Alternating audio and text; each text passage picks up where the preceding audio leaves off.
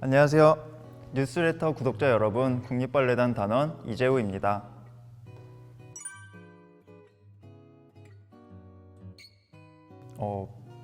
처음에 어렸을 때 제가 테레비에 나오는 음악을 듣고 춤추는 걸 되게 좋아했다고 저희 어머니께서 그러셨어요. 그래서 얘는 무언가를 좀 시켜봐야겠다 해가지고 그래서 예술 쪽으로 한번 해보자 이제 그렇게 생각을 하셨는데 발레, 현대무용, 한국무용을 이제 세 개를 동시에 하는 학원을 가서 시키신 거예요. 세 개를 동시에 시키셨어요.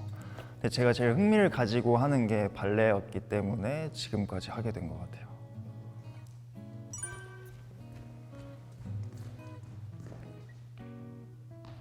제가 초등학교 6학년 때 150 후반이었거든요. 그래서 중학교 1학년 돼가지고 160 조금 넘었었는데 그때 당시에 이제 지석이, 저, 종석이 그리고 이제 재혁이라는 친구가 한 명 있어. 그 친구도 발레를 하니까.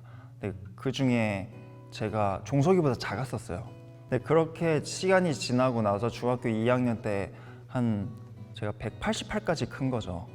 그래서 거의 한 18cm 정도가 크고 그다음에 중3, 고1 정도 됐을 때 190 초반대 이렇게 컸는데 제가 어렸을 때 제일 많이 먹은 건 고기였어요. 고기 막 혼자 한 3, 4인분 먹고 공깃밥 두세 공기씩 먹고 막 냉면 또 먹고 그래서 엄청 먹는 걸 좋아했고 그리고 일단은 저희 어머니께서 저를 되게 일찍 재우셨어요. 그래서 밤 9시 되면은 재우려고 막 엄청 노력하시고 저는 혼자 자는 척하고 근데 이제 자는 척하다 보면 잠이 들잖아요. 그런 시간을 좀 많이 지냈었죠. 일찍 자고 많이 먹고 그리고 이제 마지막으로 저희 아버지가 키가 88이셨어요. 그때 당시에 그래서 삼박자가 좀 잘 맞지 않았을까 그런 생각을 좀 하죠.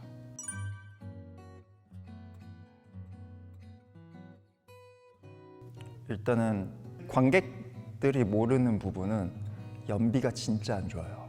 제가 20살 초반부터 후반까지는 하루에 5끼를 먹었거든요. 아침 먹고 점심 먹고 3시쯤에 또 먹고 6시쯤에 또 먹고 그다음에 집에 가서 또 먹고 5끼를 먹었어요. 그래도 배가 계속 고팠어요.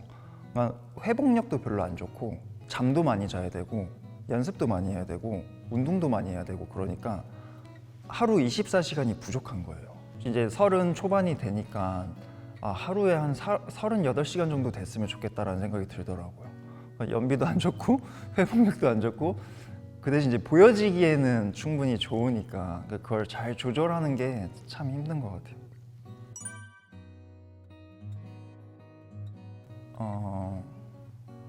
그러니까 결국에는 제일 많이 본 영상은 미알 바르시니코프 걸 많이 봤죠. 어쨌든 테크닉적으로 잘 돌고 잘 뛰고 표현력 좋고 거의 발레계의 신이라고 불릴 정도의 그런 예술가니까. 근데 이제 이 사람이 움직일 때 어떻게 움직이는지를 참 많이 연구를 했고 그대로 움직이면은 할 수 있다는 생각을 가지고 있었던 것 같아요. 그래서 슬로우 모션으로도 많이 보고 은연중에 계속 봤던 것 같아요.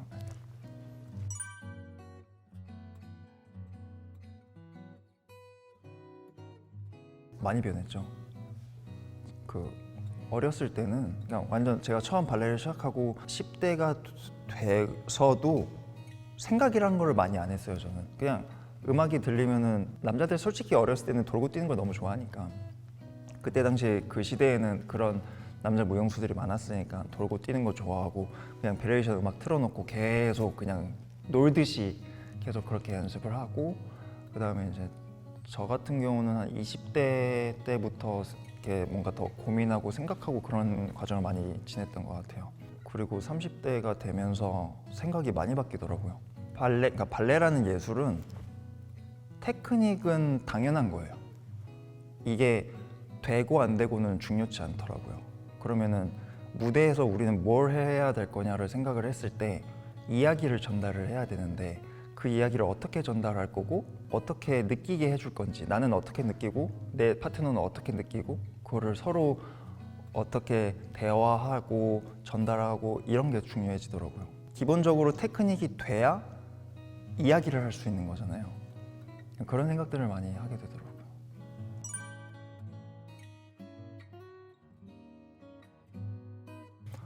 징크스는 없고 기도는 해요. 제가 크리스찬이어가지고 무대 나가기 전에 기도는 꼭 하고 나가는 그런 습관이 있어요.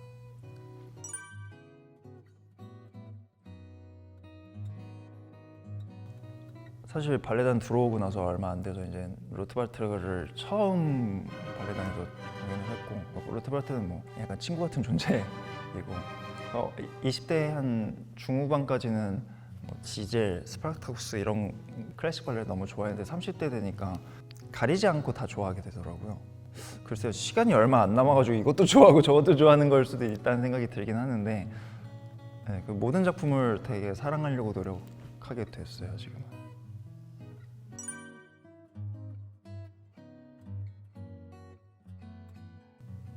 그러니까 그 캐릭터가 가지고 있는 본질을 그러니까 가장 잘 알려고 노력을 하는 것 같아요. 지크프리트도 왕자고 데지레도 왕자지만은 두 왕자의 색깔이나 냄새가 다르거든요, 느낌이. 그럼 그거의 본질을 정확하게 파악하고 이해하고 배워서 내가 했을 때 나의 것이 나오는 거지. 내가 이 지크프리트는 내 걸로 만들어서 내가 변화시켜서 할 거야 라는 생각은 안 하고, 지크프리트라는 이 캐릭터가 원래 어떤 느낌을 가지고 있고 어떤 제스처를 하고 어떤 생각을 가지고 있는데 이거를 내가 했을 때 내가 입혀져서 나온다 라는 생각을 좀 가지고 있어서 본질을 항상 알아내려고 노력을 많이 해요.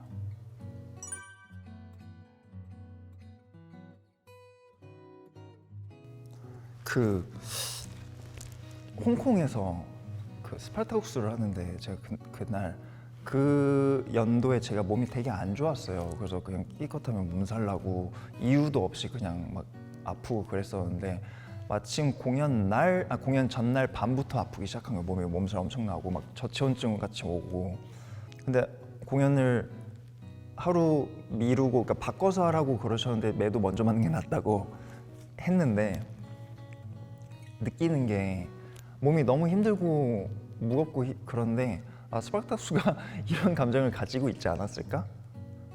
그래서 공연 막 정신없이 막 하고 그 맨 마지막에 스파르타쿠스가 죽어서 그 군사들이 올려주는데 이렇게 위에 이렇게 천장에 보이는데 조명이 이렇게 보이거든요. 이렇게 조명이 점점점 보이고 밑에서 프리기아가 막 울고 있고, 근데 너무 힘들어서 눈물이 이렇게 나더라고요, 저 혼자.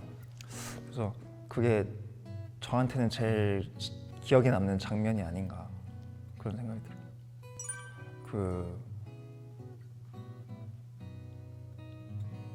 그러니까 왜 그런 생각들 하시잖아요. 그러니까 사람마다 다 몸이 다르고 하는 방식이 다 다르기 때문에 다 다르게 한다라고 생각을 하실 수 있는데, 솔직히 대부분 다 똑같거든요. 그러면 이 동작을 했을 때 이렇게 하면 무조건 나와요. 그러니까 왜 그런 거죠. 선생님이 시키는 대로 하면 다 돼. 약간 이런 느낌이어서, 이 동작을 했을 때 이렇게 하면은 다 해줄 수 있고, 그리고 기본적으로 파두대는 여자가 할 일과 남자 무용수가 할 일을 서로가 알아서 하면 되는 게 저는 파두대라고 생각을 하기 때문에, 그리고 뭔가 실수가 나왔을 때 누구의 탓도 아니고 서로가 대화해서 맞추고 만들어가면 되는 거기 때문에 그런 일단 마인드를 저는 가지고 있고, 그 다음에 손맛이 좀 중요한 것 같아요.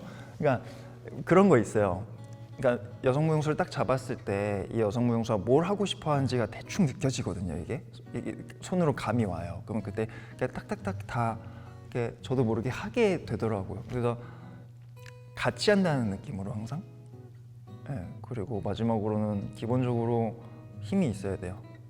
그거는 그러니까 힘이 있는 게 무조건 파두들을 힘으로 한다는 건 아니고, 뭔가 실수가 생겼을 때 그거를 커버할 수 있는 힘이 있어야 되고, 그 여성 무용수가 어쨌든 컨디션이 안 좋을 수도 있고 뭐 어떤 일이 벌어질지 모르기 때문에 남성 무용수는 그걸 뭐 무조건 다 커버할 수 있는 힘을 기본적으로 가지고 있어야 돼요. 그런 생각을 가지고 있어서 조금 여성 무용수들이 편해하지 않을까.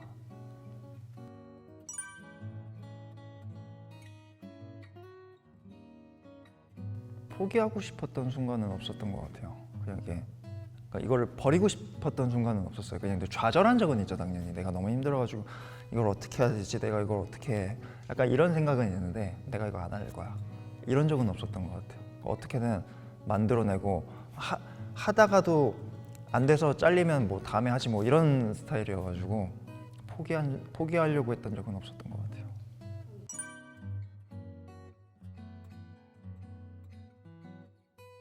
너무 많아서 그러면 1시간 찍어야 될 것 같은데. 단장님이죠. 강수희 단장님이죠, 당연히. 단장님 때문에 제가 이렇게 많은 큰 무대를 쓸 수 있게 됐는데, 당연히 그때 처음 단장님 오시고 나서 제가 백조여수 지크프리트를 했을 때 단장님께서 올라오셔가지고 막 해가지고 됐는데, 그 순간부터 지금까지 단장님 덕분에 많은 무대를 쓸 수 있게 돼서 참 감사한 마음 항상 가지고 있죠.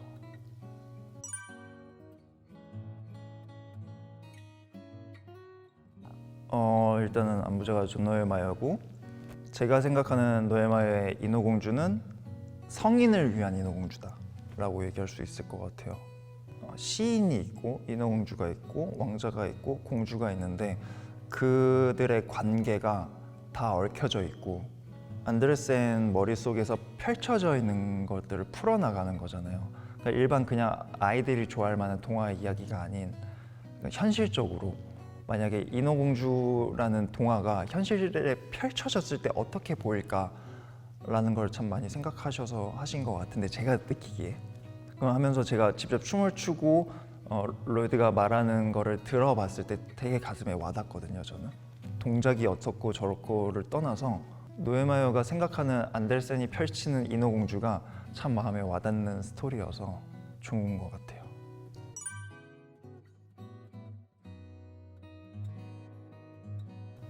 노엘마이어가 만든 인어공주 안의 왕자는 실제로 안데르센이 사랑했던 남자를 표현한 거래요. 그리고 안데르센이 사랑했던 그 남자와 사랑이 이루어지지 못하고 그 남자의 와이프가 공주래요. 근데 그거를 얘기를 듣고 제가 했었을 때 참 하다 보면은 이 왕자가 참 멍청하구나라는 생각을 하게 되거든요. 되게 비주얼도 너무 멋있고 힘도 좋고 능력도 좋은데, 그렇게 옆에서 인어공주가 계속 사랑해 사랑해라고 직접 말은 못하지만은 그렇게 표현하는 걸 못 알아듣는 거는 정말 바보 멍청이란 말이에요. 근데 그걸 표현하는 게 조금 어려운 것 같아요. 그러니까 당연히 스토리는 그렇게 흘러가게 돼 있지만은 그거를 보여주는 것 자체가 좀 어려워서 그거를 좀 연구를 많이 하는 캐릭터인 것 같아요.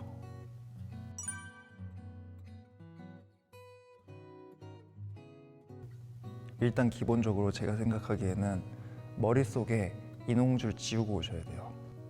인어공주라는 이 스토리가 이번에 한국에서 처음 열리는 듯한 마음으로, 열린 마음으로 오셔야 돼요. 그리고 그냥 거기서 무대 위에서 펼쳐지는 것들을 그냥 보시고 편안하게 판단하시게 즐기시면 될 것 같아요. 왜냐면 동화 속의 인어공주는 아름답고 슬프거든요. 근데 이 노엘마이어의 인어공주는 정말 많은 감정들이 담아져 있기 때문에 스스로, 그러니까 보시는 분들이 스스로 머릿속에 인어공주라는 그 틀을 가지고 오시면은 무대를 보시면서 즐기시기 힘드실 것 같아요. 네. 그 옛날에 어떤 매체에서 이 질문을 똑같이 하셨거든요. 그러니까 누구는 막 자기 삶이고 사랑이고 막 이런 얘기를 하는데, 저한테는 그냥 발레는 그냥 발레일 뿐인 것 같아요.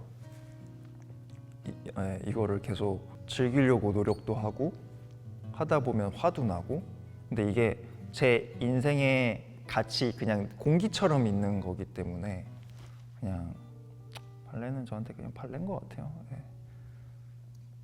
마지막 한 번 더 맞추.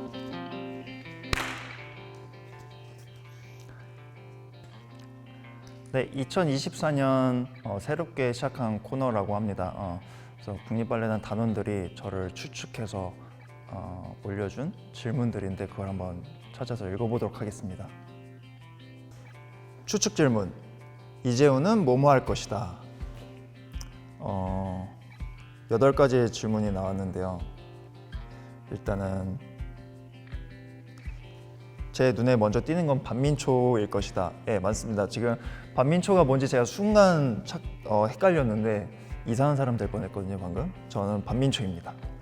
민초를 별로 좋아하지 않습니다. 제일 웃긴 질문이 키가 작은 사람이 부러울 것이다.